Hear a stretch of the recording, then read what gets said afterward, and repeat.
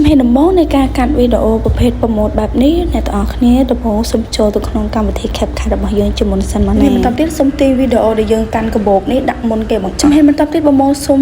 ចុចពី Overlay នៅផ្នែកខាងក្រោមដើម្បីទៅទាញយករូបភាព Product បងប្អូនទាំងអស់គ្នាយកមកដាក់ក្រោយពេលដែលបងប្អូនទាំងអស់គ្នាជ្រើសរើសរូបភាព Product បងប្អូនទាំងអស់គ្នាហើយពេលនោះនឹងចេញបែបនេះជំហានបន្តទៀតបងប្អូនសូមមើលផ្នែកខាងក្រោមហើយជ្រើសរើសពីថា Remove BG នៅកន្លែងរូបមនុស្សកន្លែងនេះណាបន្តទៀតបងប្អូននឹងឃើញបែបនេះបងប្អូនសូមចុចពីថា Remove Auto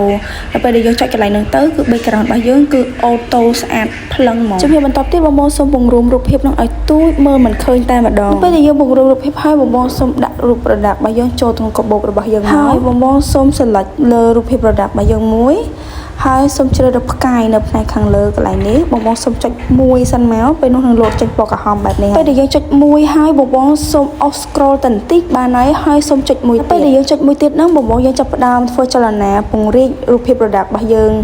ឲ្យរាងធំជាងនឹងបន្តិចមកបងប្អូនសូម scroll ទៅខាងមុខបន្តិចទៀតយករូបភាព product យើង scroll ទៅមុខបន្តិចទៀត